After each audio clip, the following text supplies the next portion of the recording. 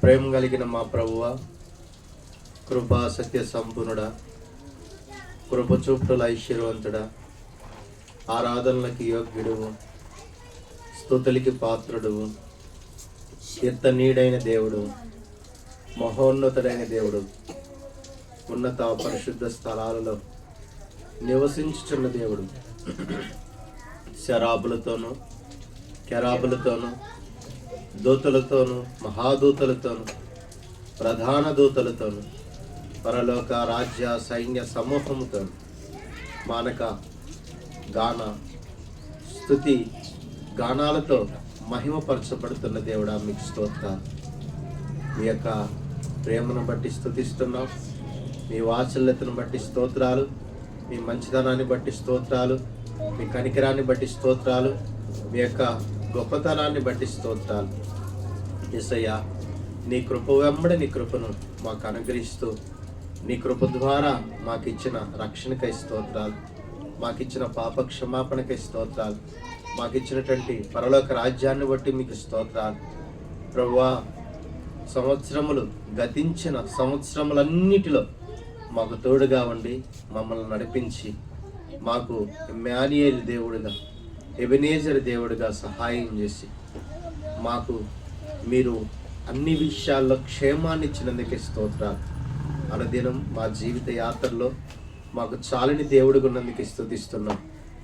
ఈ యొక్క నూతన సంవత్సరం, నూతన దినం మరలా నీ మందిరావరణంలో మీ స్వరక్తం చేత సంపాదించబడిన బిడ్డలంగా, నీ స్వరక్తం చేత విమోచించబడిన బిడ్డలంగా, నీ స్వరక్తం చేత కడగబడిన బిడ్డలంగా, నీ స్వాస్థ్యంగా నీ నామంలో నీ బల్ల చుట్టూ చేరి మిమ్మల్ని ఆరాధించి పూజించి కొనియాడి కీర్తించి కృతజ్ఞతాస్తుతులు చెల్లించడానికి ఈ నూతన దినాన్ని మాకు ఏవిగా అనుగ్రహిస్తూ వచ్చినందుకే స్తోత్రాలు. ఈ మంచి దినాన్ని బట్టి స్తుతిస్తున్నా.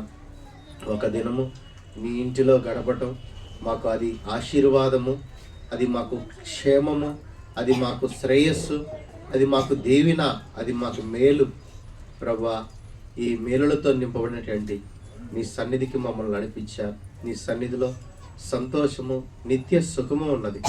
నీ సన్నిధికి చేరి రావడానికి మీరు చూపినటువంటి ఈ కృపకై స్తోత్రాలు.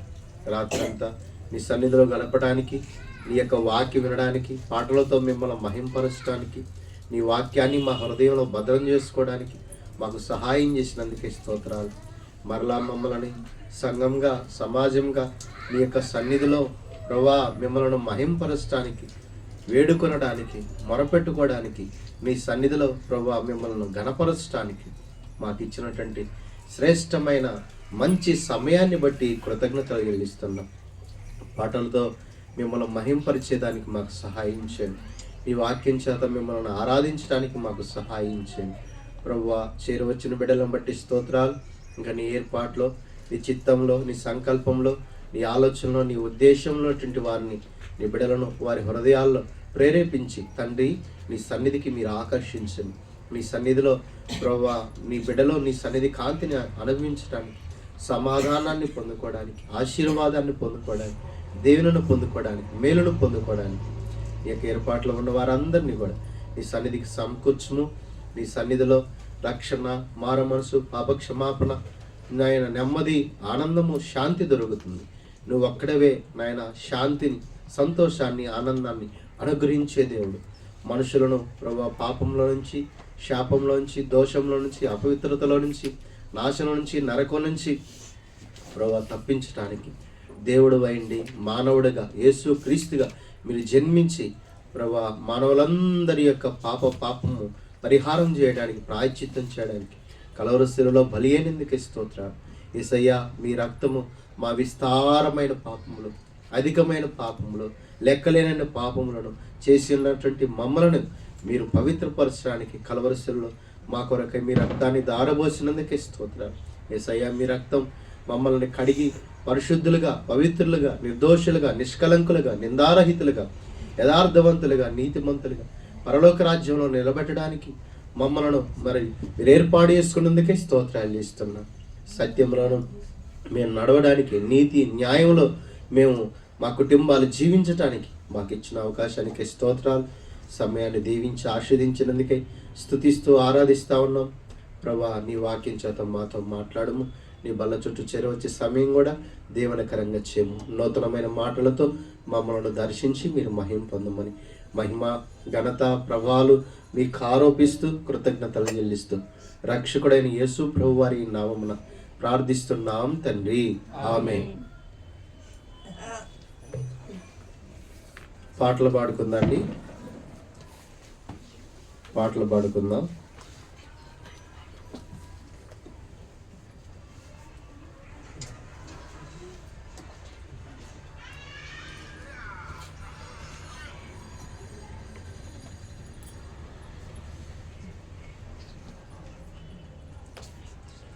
రెండు 236 పాట పాడుకుందాం. పాట సంఖ్య 236. కొత్త పాటల పుస్తకంలో 238, 236.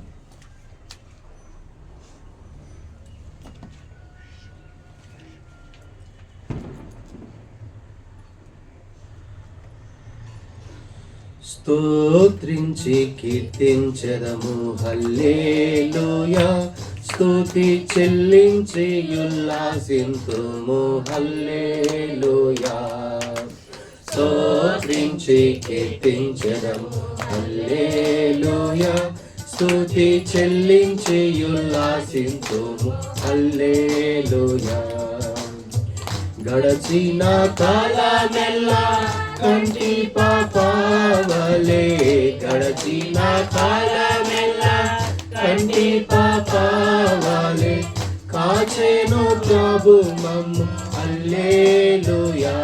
ప్రభు స్తోత్రించి కీర్తించెదము హల్లెలూయా, స్తుతి చెల్లించి ఉల్లాసింతుము హల్లెలూయా. స్తోత్రించి కీర్తించెదము హల్లెలూయా, స్తుతి చెల్లించి ఉల్లాసింతుము హల్లెలూయా. పాపమును పాపినాడు హల్లెలూయా, మన శాపమును పాపినాడు హల్లెలూయా. పాపమును పాపినాడు హల్లెలూయా, మన శాపమును పాపినాడు హల్లెలూయా.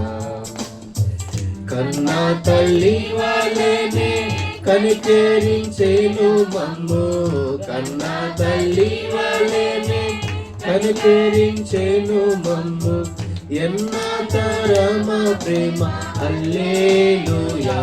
ప్రభు కీర్తించెదము హల్లెలూయా, స్తుతి చెల్లించి ఉల్లాసింతుము హల్లెలూయా. స్తోత్రించి కీర్తించెదము హల్లెలూయా, స్తుతి చెల్లించి ఉల్లాసింతుము హల్లెలూయా. తల్లి అయినా మరచినాను హల్లెలూయా, తాను ఎన్నాడైనా మరచిపోడు హల్లెలూయా. తల్లి అయినా మరచినాను హల్లెలూయా, తాను ఎన్నాడైనా మరచిపోడు హల్లెలూయా. ఎల్లా ఈవులనిచ్చి ఉల్లాసమొసగును, ఎల్లా ఈవులనిచ్చి ఉల్లాసమొసగును, కొల్లగా మనల కోరి హల్లెలూయా. ప్రభుని స్తోత్రించి కీర్తించెదము హల్లెలూయా, స్తుతి చెల్లించి ఉల్లాసింతుము హల్లెలూయా. స్తోత్రించి కీర్తించెదము హల్లెలూయా, స్తుతి చెల్లించి ఉల్లాసింతుము హల్లెలూయా. శోధన కాలములందు హల్లెలూయా, మన వేదన కాలములందు హల్లెలూయా. శోధన కాలములందు హల్లెలూయా, మన వేదన కాలములందు హల్లెలూయా. నాదుడు యేసు మన చింతనుండా నీలా, నాదుడు యేసు మన చింతనుండా నీలా, చింతలేమియు రావు. హల్లెలూయా ప్రభు స్తోత్రించి కీర్తించెదము. హల్లెలూయా స్తుతి చెల్లించి ఉల్లాసింతుము. హల్లెలూయా స్తోత్రించి కీర్తించెదము. హల్లెలూయా స్తుతి చెల్లించి ఉల్లాసింతుము. హల్లెలూయా ఘోర తుఫానులెన్నో హల్లెలూయా బహు ఘోరముగా లేచినాను. హల్లెలూయా ఘోర తుఫానులెన్నో హల్లెలూయా బహు ఘోరముగా లేచినాను. హల్లెలూయా దునియందున్న యేసు దివ్యముగాను లేచి, దునియందున్న యేసు దివ్యముగాను లేచి, దాటిగా వాటి నడుచు. హల్లెలూయా ప్రభు స్తోత్రించి కీర్తించెదము. హల్లెలూయా చెల్లించి ఉల్లాసింతుము. హల్లెలూయా స్తుతించి కీర్తించెదము. హల్లెలూయా స్తుతి చెల్లించి ఉల్లాసింతుము. హల్లెలూయా సర్వలోకమునందు హల్లెలూయా నన్ను సాక్షిగా నుంచెను యేసు. హల్లెలూయా సర్వలోకమునందున హల్లెలూయా నన్ను సాక్షిగా నుంచెను యేసు. హల్లెలూయా చేరిన వారినెల్లా కోరి ప్రేమించునేసు, కోరి ప్రేమించేనేసు, చేర్చెను కవిటిలో. హల్లెలూయా ప్రభు స్తోత్రించి కీర్తించెదము. హల్లెలూయా స్తుతి చెల్లించి ఉల్లాసింతుము. హల్లెలూయా స్తోత్రించి కీర్తించెదము. హల్లెలూయా స్తుతి చెల్లించి ఉల్లాసింతుము. హల్లెలూయా గడచిన కాలమెల్లా కంటి పాపవలే, గడచిన కాలమెల్లా కంటి పాపవలే కాచెను ప్రభు మమ్ము. హల్లెలూయా ప్రభు స్తోత్రించి కీర్తించెదము. హల్లెలూయా ఉల్లాసింతుము. హల్లెలూయా స్తోత్రించి కీర్తించెదము. హల్లెలూయా స్తుతి చెల్లించి ఉల్లాసింతుము.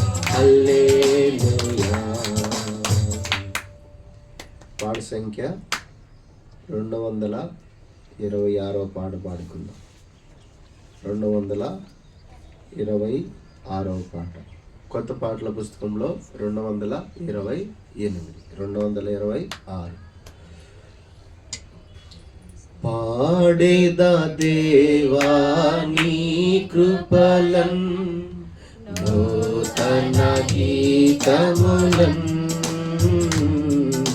స్తోత్రము చెల్లింతున్, స్తుతి స్తోత్రము చెల్లింతున్. పాడేదా దేవా నీ కృపలన్ నూతన గీతములన్,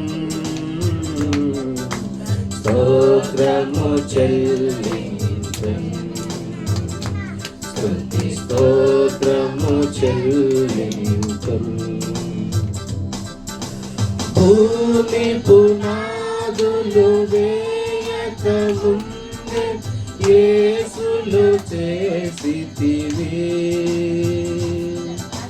భూమి పునాదులు వేయక ముందే యేసులు చేసితివి. చేసితివి, ప్రేమ పునాదులు వేసితివి, దీనుని బ్రోచితివి, దీనుని బ్రోచితివి. పాడేద దేవా నీ కృపలన్, నూతన గీతములన్, స్తోత్రము చెల్లింతున్, స్తుతి స్తోత్రము చెల్లింతున్. ప్రవిమల రక్తము కలువరి సిలువను కలునకు నీచితివి, ప్రవిమల రక్తము కలువరి సిలువను కలునకు నీచితివి. ప్రేమ కృపా మహదైశ్వర్యముల పాపము తుడచితివి, నా పాపము తుడచితివి. పాడేద దేవా నీ కృపలన్, నూతన గీతములన్, స్తోత్రము చెల్లింతున్, స్తుతి స్తోత్రము చెల్లింతున్. ముద్రించితివి శుద్ధాత్మతో నన్ను భద్రము చేసితివి, ముద్రించితివి శుద్ధాత్మతో నన్ను భద్రము చేసితివి. సత్య స్వరూప నిత్య నివాసి సొత్తుగా చేసితివి, నీ సొత్తుగా చేసితివి. పాడేద దేవా నీ కృపలన్, నూతన గీతములన్, స్తోత్రము చెల్లింతున్, స్తుతి స్తోత్రము చెల్లింతున్.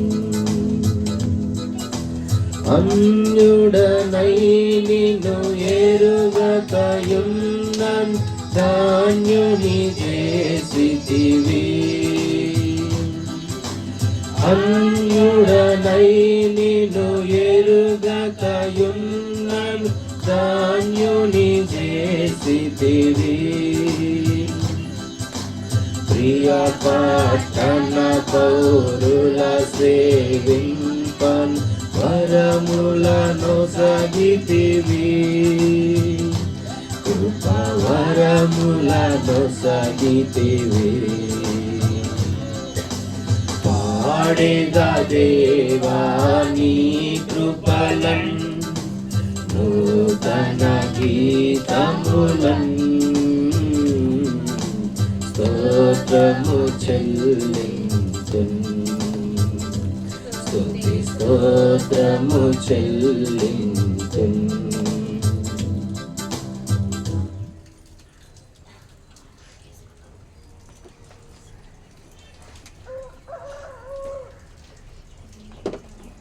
మనం దేవుణ్ణి ఆరాధించి మహిమపరచడానికి పరిశుద్ధ గ్రంథం బైబిల్లో నుంచి కొన్ని వాక్యాలు మనము ధ్యానం చేసుకుందాం.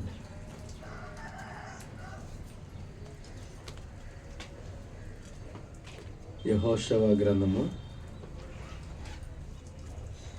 1వ అధ్యాయం. యెహోషువ గ్రంథం 1వ అధ్యాయం. దేవుడు మనకిచ్చినటువంటి సార్వత్రిక సంఘ వాగ్దానాల్లో మొదటి వాగ్దానం యెహోషువ గ్రంథము 1వ అధ్యాయము 9వ వచనం. 1వ అధ్యాయం 9వ వచనం. చదవచ్చిన వాళ్ళందరం కలిసి చదువుకుందాం. నేను నీకు ఆజ్ఞాపించి ఉన్నాను కదా, నిర్భరము కలిగి ధైర్యముగా నుండు, దిగులు పడక, జడియకు. నీవు నడుచు మార్గమంతటిలో నీ దేవుడైన యెహోవా నీకు తోడై యుండును. దేవుడు అంటా ఉన్నాడు,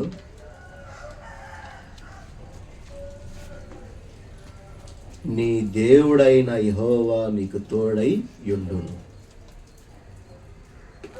దేవుడు చెబుతున్నటువంటి మాట ఒక మనిషితో ఏమంటుందంట, దేవుడే స్వయంగా ఏమని చెబుతుండు ఒక మనిషితో, నీ దేవుడు నీకు తోడై యుండును. దేవుడు ఒక మనిషికి తోడై ఎట్లా ఉంటాడు, ఎవరికి తోడుగా ఉంటాడు? దేవుడు తోడుగా ఉంటే మనిషి జీవితంలో ఎంత మార్పు కలిగిద్దంటే, ఒక ఆయన చూడండి, దేవుడు తోడుగా ఉండి ఆయన జీవితాన్ని ఎట్లా మార్చినంటే, ఆయన దిగులుతోనూ భయముతోనూ బాధతోనూ జీవిస్తూ ఉన్నాడు. ఎట్లా ఉన్నాడంట, దిగులుతోనూ భయముతోనూ బాధతోనూ జీవిస్తూ ఉన్నాడు. ఆయన ఆ భయముతో బాధతో దిగులుతో జీవిస్తూ నెమ్మది లేక, సంతోషం లేక, ఆనందం లేక,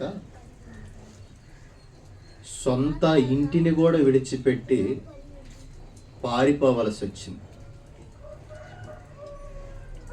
ఆయన ఎందుకు పారిపోయిండు అనంటే, ఆయన జీవితం గురించి బైబిల్ గ్రంథంలో రాయబడుతూ వచ్చింది. ఆదికాండము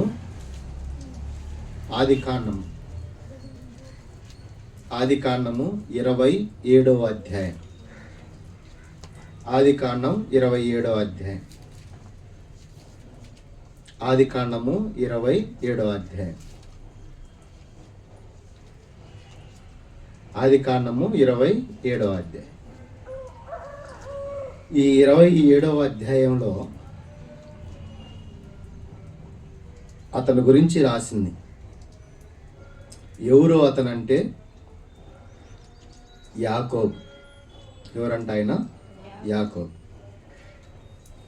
ఈయనకెందుకు భయం, ఈయనకెందుకు బాధ, ఈయనకెందుకు దిగులు, ఈయనకెందుకు నెమ్మది లేదు, ఎందుకు సొంత ఇంటిని కూడా విడిచిపెట్టి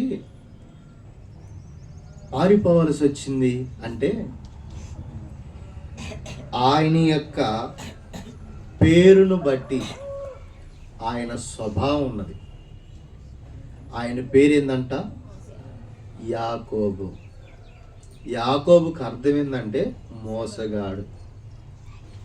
ఆయన స్వభావము, ఆయన బుద్ధి మోసపూరితమైనది.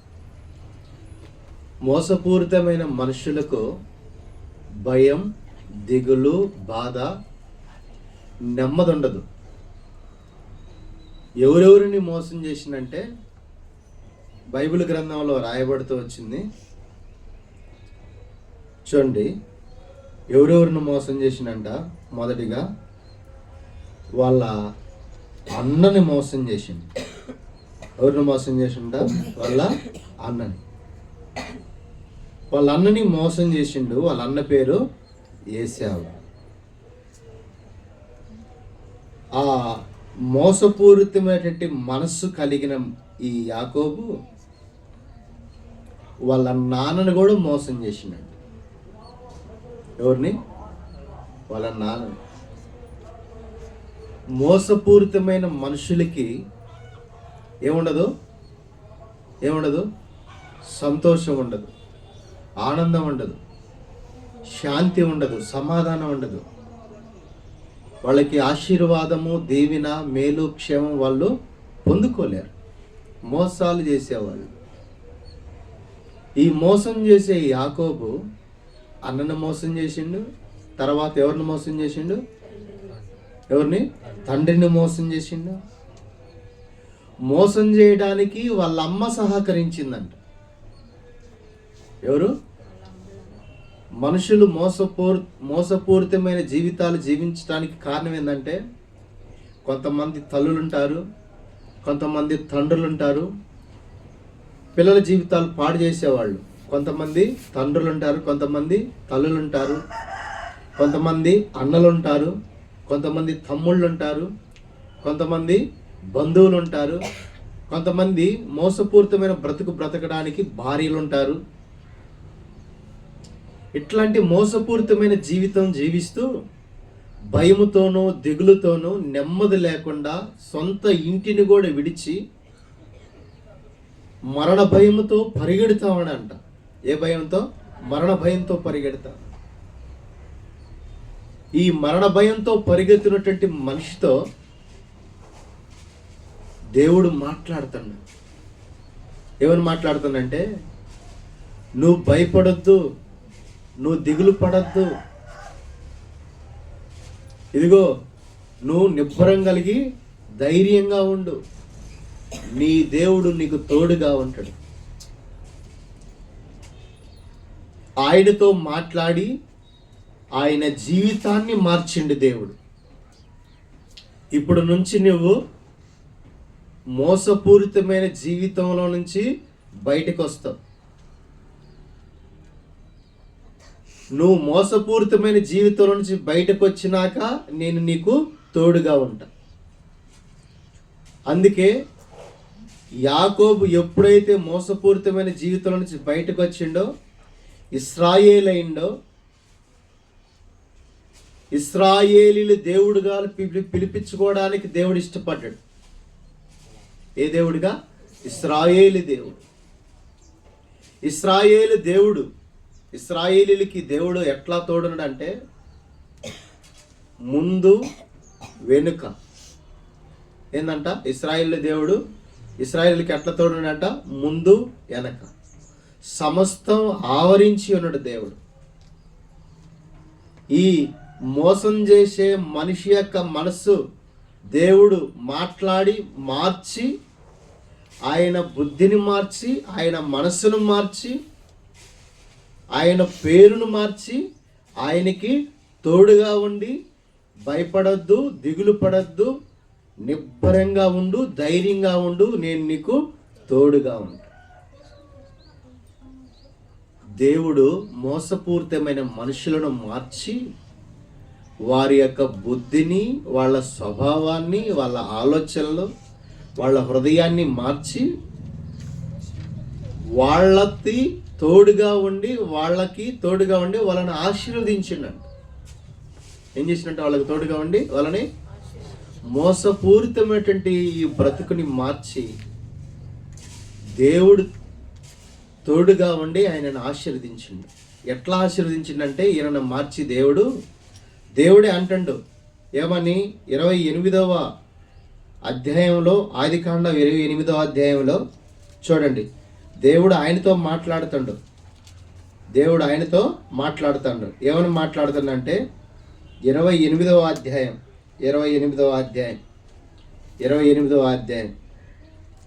ఆయన ఎక్కడున్నాడంటే 10వ వచనం 11వ వచనం చదువుకుందండి. యాకోబు బేర్షెబా నుండి బయలుదేరి హారాను వైపు వెళ్ళుచు ఒక చోట చేరి ప్రొద్దు గ్రుంకినందున అక్కడ ఆ రాత్రి నిలిచిపోయెను. ఆ చోట రాళ్లల్లో ఒకటి తీసుకొని తనకు తలగడగా చేసుకొని ఇక్కడ పడుకొని, ఆ రాత్రి దేవుడు, ఆ చీకటిలో దేవుడు అతనితో మాట్లాడుతాడు. చీకటి బ్రతుకును వెలుగుగా మార్చడానికి, మోసపూరితమైన ఈ మనిషిని మంచిగా మార్చడానికి, యాకోబుని ఇశ్రాయేలుగా చేసి, నేను నీకు తోడుగా ఉన్నా. ఆ దిగులుతో, ఆ భయంతో ఇంటికాడ నుంచి పారిపోయి వచ్చి హారాను వైపు పరిగెడుతుంటే ఒక అరణ్యంలో ఒక చోట ఉన్నాడంట. ఉండి అక్కడ ఆ రాత్రి నిద్రపోతుంటే యాకోబుని దేవుడు దర్శించి యాకోబు జీవితాన్ని ఇశ్రాయేలుగా మార్చి ఆశీర్వదించాలని అతనితో మాట్లాడుతున్నాడు. దేవుడు మనుషులతో ఎందుకు మాట్లాడతాడు అంటే మనిషిని మార్చాలి. మనిషి యొక్క మోసపూరితమైన బుద్ధి, ఈయన మోసం చేసి పాపంలో పడ్డాడు. దేనిలో పడ్డాడంట? ఆయన మోసం ఏం చేసింది? ఆయన్ని పాపంలో పడేసి, ఆయన పాపం ఆయనని ఏం చేసింది? మరణాన్ని వెంటాడుతా ఉంది. అన్నను మోసం చేసిండు, తండ్రిని మోసం చేసిండు, మోసం చేయడానికి సహకరించినటువంటి తల్లిని విడిచి ఆ ఇంటి నుంచి పారిపోతా ఉంటే ఆయన మోసమే ఏం చేసిందంట? ఆయన మోసం ఆయన్ని ఏం చేసింది? పాపంలో పడేసింది. ఆ పాపం ఆయన ఏం చేసింది? మరణం ద్వారా వెంటాడుతుంది. చాలామంది అంటారు, అయ్యో నేను చేసిన తప్పుకి ఇది నాకు ఈ శిక్ష పడాల్సింది. దేవుడు ఆ శిక్ష కూడా పడకుండా, ఏం పడకుండా? ఆ శిక్ష కూడా పడకుండా. అందుకే రోమీలకు రాసిన పత్రికలో ఉంది, దేవుని యందు ఉన్నవాడికి ఏ శిక్షా విధి లేదు. వాళ్ళన్న మోసం చేసినందుకు కత్తి తీసుకొని చంపడానికి వెంబడబడతావంటే పారిపోయి పరిగెత్తుకుంటా ఒక చీకటిలో ఒక రాయి పెట్టుకొని చీకటిలో పడుకునేటువంటి వ్యక్తితో దేవుడు మాట్లాడుతూ ఉన్నాడు. ఈయనకు వెలుగై ఉన్నాడు. అందుకే యాకోబులో ఏందంట? ఒక నక్షత్రం ఉదయించెను. చూడండి, దేవుడు ఆయనకు ఒక వెలుగునియాలనుకున్నాడు మనిషి జీవితం మార్చడానికి. అందుకే ఇక్కడ దేవుడు ఆయనతో ఏం మాట్లాడుతుందంటే, పారిపోయి ఆ చీకట్లో పడుకున్న వ్యక్తితో దేవుడు ఏమంటుండంట? చూడండి, అప్పుడు అతడు ఒక కల కనెను, అందులో ఒక నిచ్చెన భూమి మీద నిలుపబడి ఉండెను, దాని కొన ఆకాశమును నంటెను, దాని మీద దేవుని దూతలు ఎక్కుచు దిగుచు నుండిరి. ఆ రాత్రి అంట ఆ భయముతో, ఆ దిగులుతో, ఆ బాధతో, ఆ మోసపూరితమైన జీవితం ఆయన పాపంలో పడేసి ఆ పాపాన్ని బట్టి మరణ భయంతో పరిగెత్తుతున్న ఈ వ్యక్తితో దేవుడు ఆకాశానికి భూమికి నిచ్చెనేసినంట. దేనికేసినంట? ఆకాశానికి భూమికి నిచ్చెనేసి ఆ నిచ్చెన మీద దేవదూతలు ఎక్కుతున్నారు దిగుతున్నారంట. ఎక్కుతూ దిగుతున్నటువంటి ఆ నిచ్చెన మీద, ఆకాశం ఉన్నటువంటి ఆ నిచ్చెన మీద దేవుడు ఏం చేసిందంట? 13వ వచనం, మరియు యెహోవా దానికి పైగా నిలిచి, ఎక్కడున్నట్టు ఇప్పుడు ఆ ఆకాశం పైనటువంటి ఆ నిచ్చెన మీద దేవుడు నించొని ఏం చెబుతున్నంట? నేను నీ తండ్రి అయిన అబ్రహాము దేవుడును ఇస్సాకు దేవుడునైనా యెహోవాను. దేవుడు పరిచయం చేసుకుంటాడు. ఏం చేసుకుంటాడు? ఎవరిని పరిచయం చేసుకుంటాడు? మోసం చేసి పాపములో పడి మరణ భయము చేత పరిగెడుతూ చీకటిలో నిద్రిస్తున్నటువంటి యాకోబుని పరిచయం చేసుకుంటాడు దేవుడు. ఎందుకు? అయ్యా, ఇక నీకు మోసపూరితమైన జీవితాన్ని నువ్వు మానుకోవాలి, నీలో ఉన్నటువంటి పాపము పోవాలి, ఆ భయము నీలో నుంచి తొలగాలి, ఆ మరణ భయము నీలో నుంచి తొలగాలి. ఆ భయము తీసివేయడానికి దేవుడు యాకోబుని పరిచయం చేసుకుంటాడు. నేను నీ దేవుడును. ఎవరంట? నేను నీ దేవుడును. ఆ దేవుడు ఆయనను పరిచయం చేసుకొని ఆయనతో ఏమంటా ఉన్నాడంటే, చూడండి ఎందుకు పరిచయం చేసుకుంటాడు? 14వ వచనం, నీ సంతానము భూమి మీద లెక్కకు ఇసుక రేణువుల వలె అగును, నీవు పడమటి తట్టుకును, తూర్పు తట్టుకును, ఉత్తరపు తట్టుకును, దక్షిణపు తట్టుకును వ్యాపింపజేసేదను. భూమి యొక్క వంశములన్నీ నీ మూలముగా, నీ సంతాన మూలముగా ఆశీర్వదించబడును.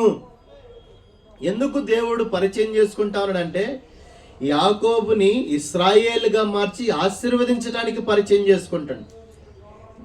ఏం చేయడానికంట? ఆశీర్వదించడానికి పరిచయం చేసుకుంటాడు. ఎందుకు ఆశీర్వదించాలనుకుంటుండే దేవుడు అంటే, ఆయన జీవితంలో మోసం ఆయన మానుకోవాలి, పాపము ఆయన ఏం చేయాలా? మానుకోవాలి. ఆ మరణ భయం నుంచి అయినా తప్పించుకోవాలి. తప్పించుకొని ఏం చేయబడాలా? ఇశ్రాయేలుగా మారినటువంటి ఈ యాకోబుకి దేవుడు తోడై ఉండి ఆ దేవుడు ఆయన ఏం చేయబోతున్నంట? ఆశీర్వదించాలనుకుంటున్నాడు. దేవుడు తోడుగా లేకపోతే ఏ మనిషి కూడా ఏం చేయలేడు? ఆశీర్వదించబడలేడు.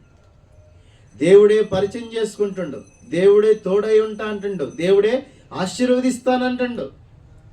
ఆశీర్వాదంతో పాటు దేవుడు ఏం చేస్తా అంటుండు?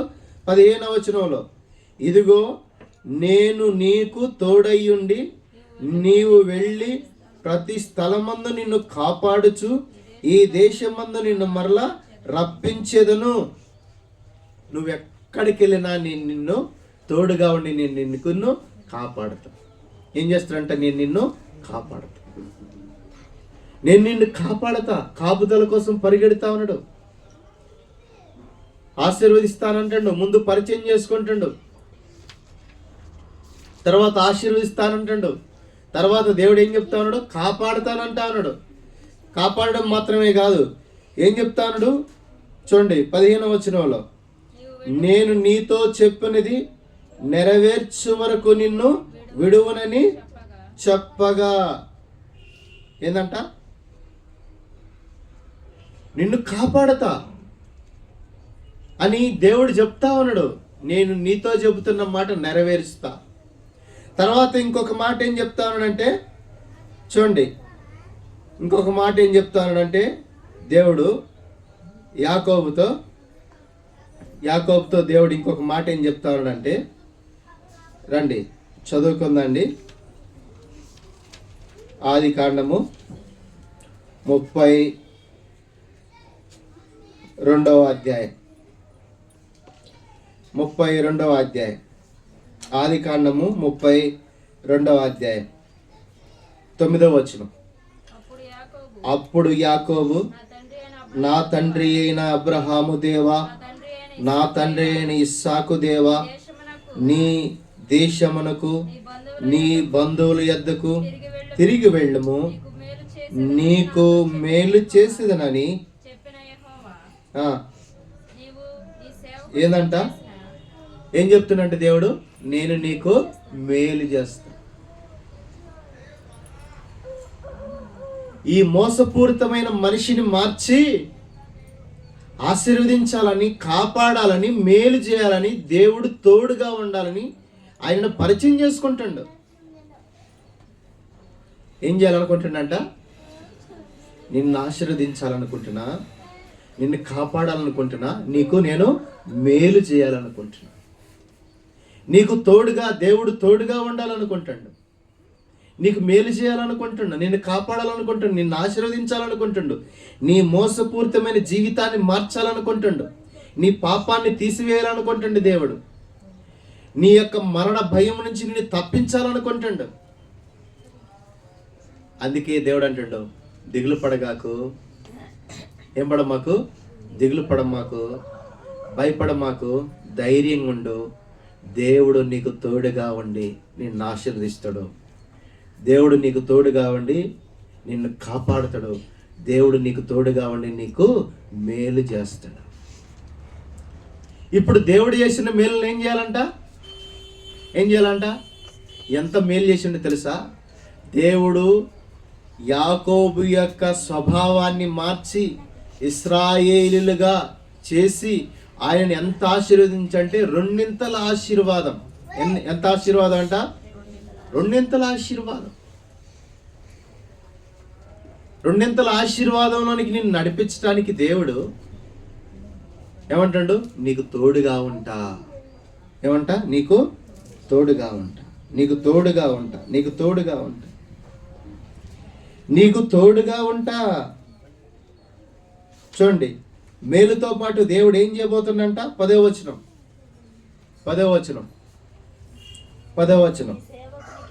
నీవు నీ సేవకునికి చేసిన సమస్తమైన ఉపకారములకు ఏందంట? 4వది ఏంటిది? ఉపకారాలు. దేవుడు అంటాడు,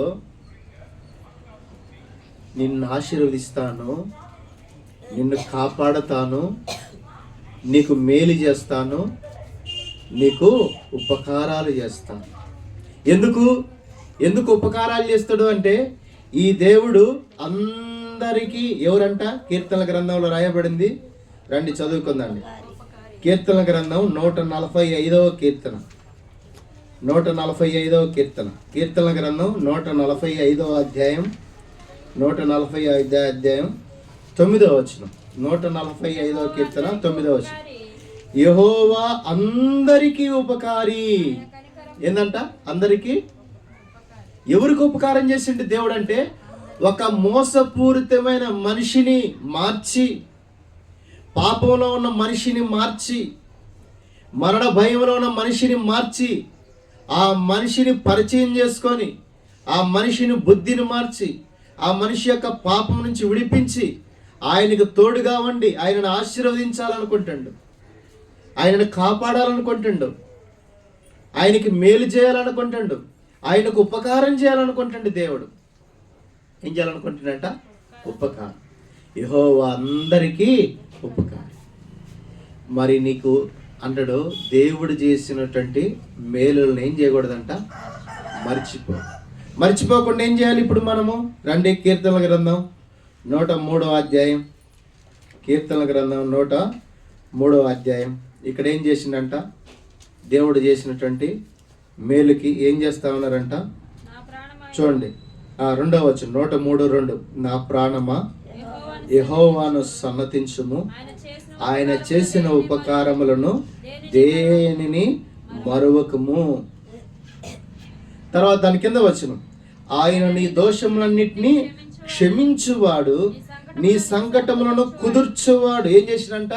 యాకోబు యొక్క దోషాలన్నిటినీ క్షమించిండు. ఏం చేసినట్టండి? ఆయన దోషాలను క్షమించి ఆయనకి ఆశీర్వాదాన్ని ఇచ్చిండు. ఆయన దోషాలను క్షమించి ఆయనను కాపాడిండు. ఆయన దోషాలను క్షమించి ఆయనకు మేలు చేసిండు. ఆయన దోషాలను క్షమించి ఆయనకి ఉపకారాలు చేసిండు. నేను నీకు తోడయ్యున్నా. ఏమన్నా? నీకు తోడయ్యు. నీ యొక్క మోసపూరితమైన బుద్ధిని దేవుడు మార్చిండు. నీ పాపపు స్వభావాన్ని దేవుడు మార్చిండు. పాపం వల్ల వచ్చే జీతం మరణం. నీ మరణకరమైనటువంటి, ఆ నాశనకరమైనటువంటి ఆ అగ్నిలోనికి దేవుడు పోకుండా నీ ఆత్మని దేవుడు క్షమించి, నీ దోషాలను ప్రేమించి ఆయన నీకు ఉపకారం చేసింది, నీకు తోడుగా ఉంది. మనం అదే కాలం, ప్రభువా మోసపూరితమైనటువంటి నా బ్రతుకును మార్చిన, మోసం ద్వారా నేను పాపంలో పడ్డా, పాపాన్ని బట్టి నేను మరణానికి పాత్రుడను. ఆ పాపం వల్ల నేను మరణిస్తే నిత్య నరకానికి వెళ్తాను. అయితే నీవు నా దోషాలను క్షమించి నాతో ఉండి నన్ను ఆశీర్వదించి నన్ను కాపాడి నాకు మేలు చేసి నాకు ఉపకారం చేసి నన్ను రెండింతలుగా ఆశీర్వదించు. మోసపూరితమైన స్వభావం నుంచి విడిపించి యాకోబునిగా ఉన్న నన్ను ఇశ్రాయేలుగా మార్చి నాకు దేవుడిగా పిలిపించుకోవడానికి నువ్వు ఇష్టపడ్డావు. దేవుడా, నువ్వు నాతో మేలు చేస్తా అని చెప్పి నెరవేర్చు. అందుకే ఇక్కడ వాక్యం ఏం చెప్తుంది? యెహోవా అందరికీ ఉపకారం. దేవుడు అందరికీ ఉపకారాలు చేసిండు. ప్రతి మనిషిని మార్చి వాళ్ళకు ఉపకారం చేసిండు. తర్వాత ఏం చేస్తా ఉన్నాడు? దేవుని వాక్యంలో ఆయన చేసినటువంటి మేలులను ఏం చేయకూడదంట? మర్చిపో. దేవుడు మనకి ఎన్నో మేలులు చేసిండు, ఎంతో ఆశీర్వదించిండు, ఎంతో కాపుదలు ఇచ్చిండు, ఎన్నో మేలులు, ఎన్నో ఉపకారాలు చేసిండు. యాకోబు వలె మనల్ని కూడా మార్చి ఇశ్రాయేలుగా ఆశీర్వదించిండు. తోడుగా ఉంటుండే దేవుడు. ఇప్పుడు కూడా తోడుగా ఉండి మన కుటుంబాలను ఏం చేస్తున్నంట? నడిపిస్తా.